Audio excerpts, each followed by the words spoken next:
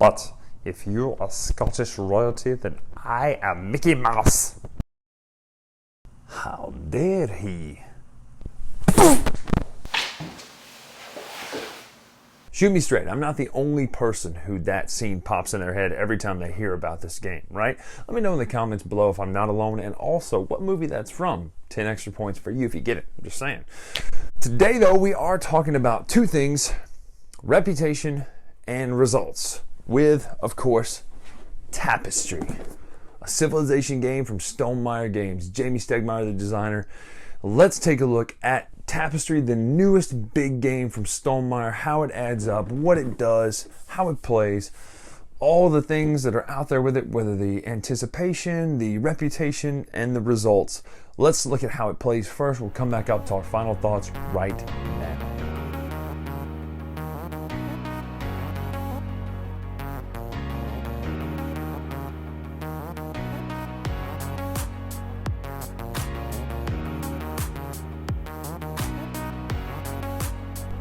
All right, so let's talk form and function first in this game called Tapestry.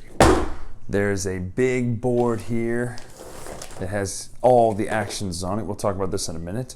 There's a good, nice little organizer with bits, including all the different buildings. You can see those are plastic injected colors. They're not painted, which is kind of nice. A couple dice down here. Income buildings, player color buildings. We'll talk about those in a minute. Space tiles, that's right, space tiles. And you can be so good at exploring and you can go into space. Regular exploration tiles, we'll talk about what these do in a minute. You have your civilization cards here, all different civilizations that you can become. In fact, you can become more than one of these types, things like the craftsmen, or the isolationists, the nomads, the architects. But listen to this.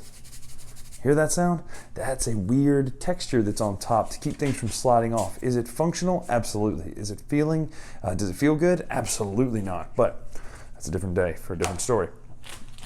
You have cards out here. These are your Tapestry cards. These are what you're going to play every era as you start from the income phase.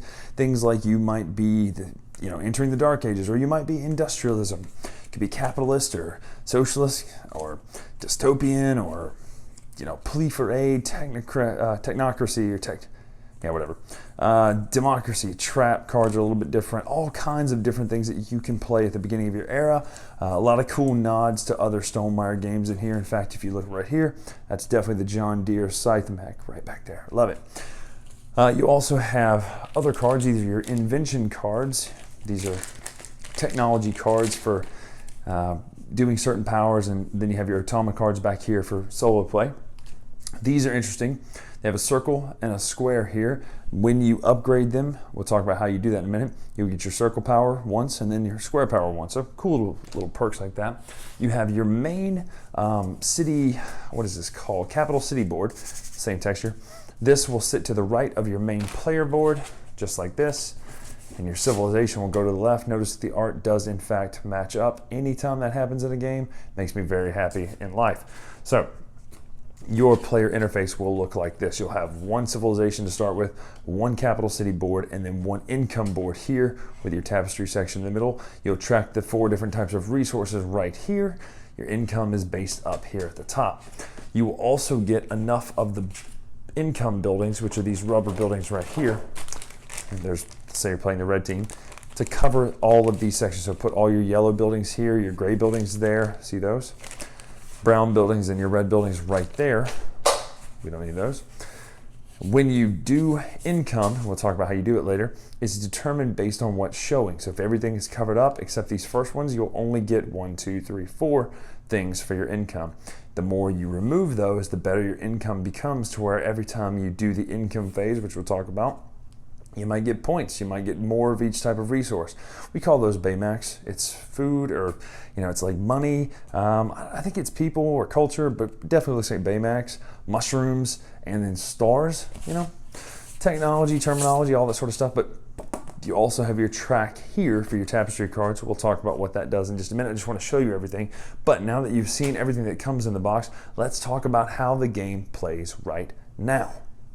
So here's the board laid out. This is the larger player count side here.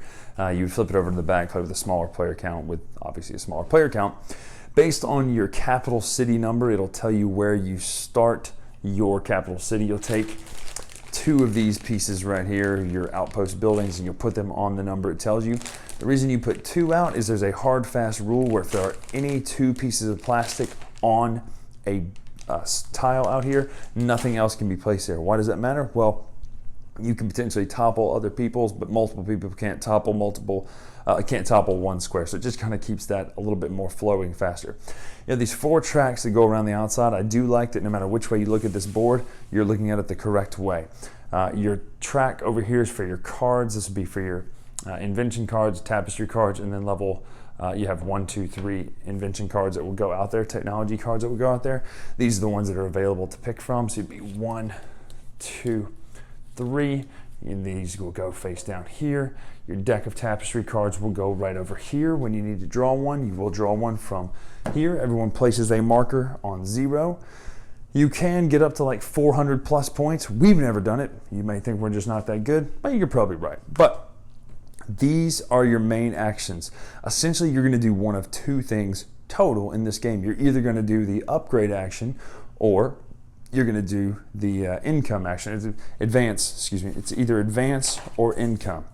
When you choose to advance, you're going to take one of your markers, because you'll have one of these little squares on each one of these tracks. So military, science, exploration, and technology. When you do that, all you do is you're going to move your token to the very next space on that track and take whatever action is listed there. So technically, yes, the advance action is 1 action, but it's determined by what you're landing on. The cost is listed above. The first tier, it's 1 of any type of resource. The second tier is 1 of the specific types of resource tied to that track, and a different one. 1 specific, 2 of any, and this one is 2 specifics of that type. Now, let's just say that I wanted to do the science. So I move up on the science track. I will pay a resource by sliding my marker down. So I would have my markers here down by 1.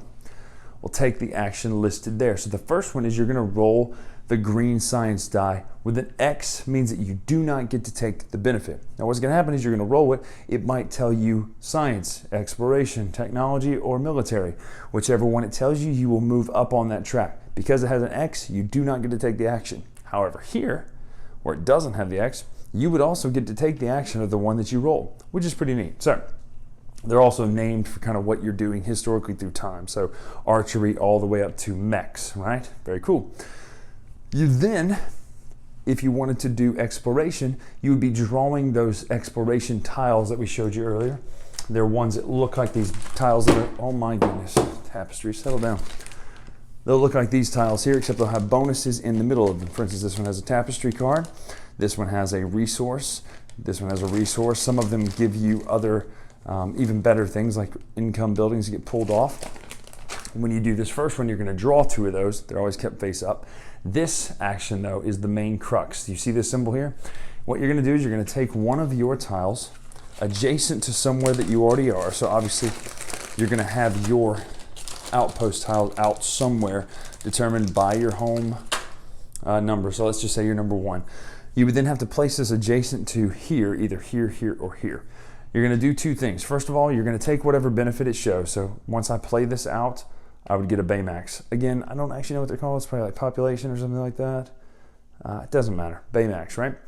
However, when you lay it out, you're going to twist it to try to match as many matching sides as you can. So these 2 waters match, this water matches, and this water matches. Now, notice that this doesn't match here, but this does. That's okay as long as a part of the art matches. So then this is 3 points that I would get just for laying that, plus I get the Baymax that's out there.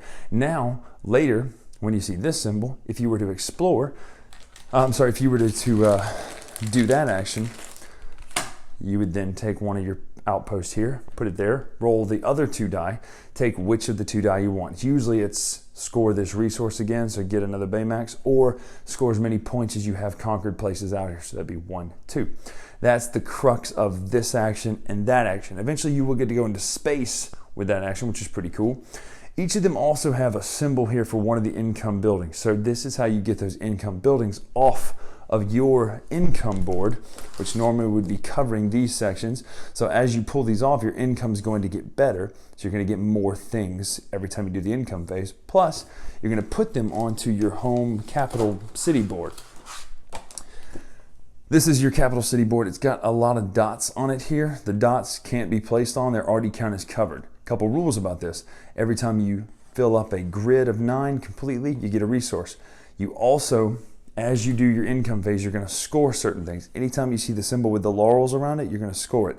This one particularly with the symbol for your capital city here, you're going to score any rows or columns that are completely filled in. So if you put some income buildings here, here, here, and here, it would fill those up. You're also, if you're the first one to get into the new section here, you'll see a building listed. You'll take the fancy schmancy plastic building that matches up to that, and you'll put it out on your board. Now these are bigger bases, obviously, so they're gonna cover quite a few spaces as you put them out there. You can hang them over your board if you want to. They just can't cover red dots, unless you play a Tapestry card that allows you to, and that's a really good Tapestry card.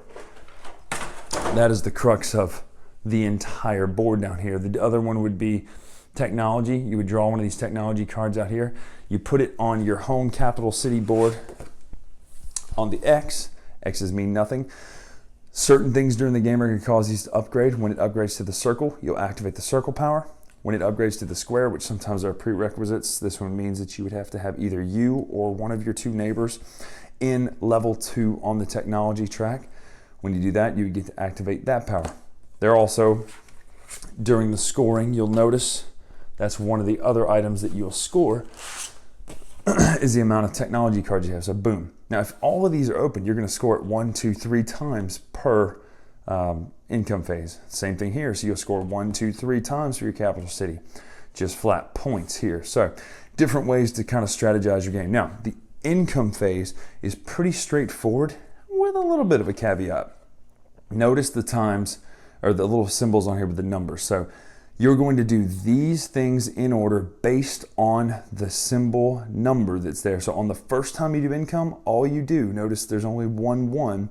It's down here. You're only going to receive your income. So basically the very first turn, everyone's got to do this. They're going to gain 1 of each type of resource, a tile, and a tapestry card.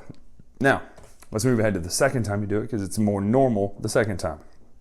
So the second time, and you're going to do the power based on your civilization if they have a power. Like this guy is not so much a power. What you're going to do is when you pull these income buildings off, you can actually just cover these spaces up and get whatever you cover. So as you build higher here, you're going to get 5 points, but you're also going to get some resources and things. So just a way to tweak your gameplay. Some of them, however, only trigger during this time. So that's that one.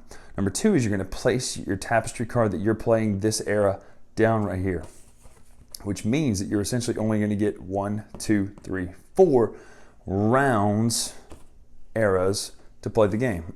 Next would be upgrade. So you do get to upgrade one of your cards, your technology cards, then score any of your open scoring symbols, then collect your income.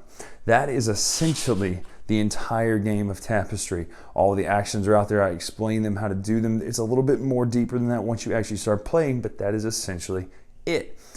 When you do the income phase for the last time, you are out of the game. You get your final score. Once everyone's done, you see who wins. That is how you play Tapestry. So that's Tapestry. Wow.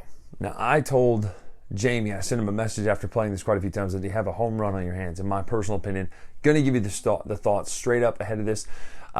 Full disclosure here, though, I am a big fan of Stonemaier Games. Scythe is one of our favorite games of all time. Viticulture is one of my favorite worker placement games, right? So I'm already a fan, but as you know, when you watch these reviews, I am objective about these. I do try to find good things for everyone in a review, and I try to find the things that you might think are bad. I try to put a spin on that of, well, if you don't like this, you might not like this.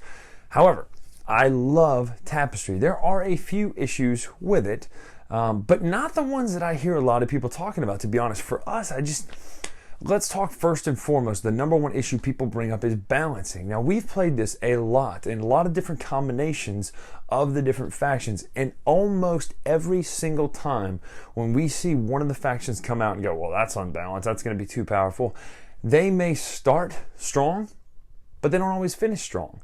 They may seem really solid to have a good solid power, but they don't always consistently come through with that. So if anything, it's not a balancing issue of, well, if you get this civilization, clearly you're going to be the runaway winner with this. It's not like that at all. It has more to do with, if you get this civilization, you play it correctly, then you're going to have a more consistent game. Now, however, some of the powers do feel better than others, i.e. you can get this resource at the beginning of your turn or the beginning of your phase. Versus like you get to start on the second tier of all the things. So like there are a lot of different options when it comes to the civilizations, right? You saw that in the how to play, a lot of different options, a lot of different styles of play in the game itself. As far as gameplay mechanics themselves, I love the simplicity of the fact that the rulebook is so small because all of your actions are out there on the board. One small note that I do really like as well, doesn't matter what side of the board you're sitting on, everyone has the best view of the board. I think that's a really smart idea, and a lot more games need to adopt that because it's not that, well, I'm new at this game, I got to sit on the back side of the board, right? So I do like that. I like the fact that it's easy to teach this one, the basic mechanics of it. You're either going to advance or you're going to upgrade. You know what I'm saying? You're going to do your income or you're going to advance on one of the tracks. The tracks obviously do the different actions, but there are the basic 4 actions and then, kind of the perks that those give. I think it's a very simple mechanical rule system to get people into this game. It's not overly complicated. There are different facets of it, right? You're doing the shape, putting the tiles out on your home board. You're also playing the main area with the main map, the world map, trying to get the most points out there and topple other people. You're also playing the board where, your actual income board, trying to get the most points based on what you can pull off of that board and the cards that you play per era. I think there's just a lot of thought going into that. It is a very simple civilization game when you're talking about, like, does this feel like playing Civilization 6 on the computer? Well, no, of course not. It's much more simplified and streamlined and meant to be so, right? So I think all the mechanics are very solid when it comes to that. Some people may think it's a little too simple in that feeling. I'm not one of those people. I think it fits just the right niche. It's not overly complicated, but it's not overly simple because of the balance and the combos and the things of, if I do this, I can get this resource, which will let me do this next turn and this and this and this and this, right? So the longer you can stretch out your turn without having to do income, the better you are for it. As far as the one thing that does bother me a little bit, and again, it's one of the main components of the game, so it's obviously not going away or going to be fixed by anything, is the fact that some people might play their game and get done 20 minutes before other people. So it's a personal self elimination versus a player elimination, which is kind of a weird thing to me. Good, bad, take it how you will. I'm not crazy about someone sitting out 20 minutes before and then going, wait, well, who won? Did I end up winning? Oh, cool, I won. That to me is a little wonky. Again, I understand it, but that's part of the game. Overall, imagery, pictures, all that sort of stuff, it looks good. The game looks good. The one thing that drives me absolutely crazy, I get the point. I actually get the reason for it because it does keep the pieces on the boards very nice and tight, but the boards and everything feel like sandpaper, and that drives me absolutely crazy. I'm a texture kind of person, so when I touch these boards, like I get goosebumps, and I'm just like, ugh. So they feel weird, but it actually works because those pieces are that softer rubber type stuff, and it sticks on there, and you don't have stuff get slapped around or knocked off your city board. So I do actually like the function, don't like the feeling of it, right?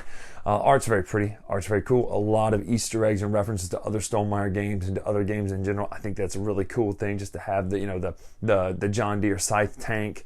There's Euphoria's in there, all that sort of stuff. Really neat kinds of art and presentation and style. I do like the injected or the molded plastic pieces. They do look a little cartoony almost because they're not painted. It feels like they're injected plastic, so they have more of a cartoony pop to them. So they are cool looking. It's nice to have all those pieces. The one downside, and again, I usually don't talk about this when it comes to games, but the one side is cost. Obviously, this is a more expensive. It's a $100 game at most MSRP. So there's a higher buy-in rate for it. However, I will say it is a very fun game for that. You feel like you're getting your value for that price with replayability, the solo factor, the miniatures, the pieces, or the buildings and all that sort of stuff. I really think the value is there, but no, it is in fact a more expensive game. So I don't feel like you're getting less for your dollar. I just I always like to mention when it's a little pricier of a game that there is a higher buy-in point for this one. But if you like Jamie's games, and we'll wrap this up right here. If you like Jamie's games in the past, you're going to like this one. If you haven't liked Stonemeier's style in the past of very kind of solo with a little bit of interaction, say, Bryan, what are you talking about? Scythe is not like that at all. Well, really, it kind of is. I mean, Scythe is not a fighting game. But anyway, that's a different day, different story.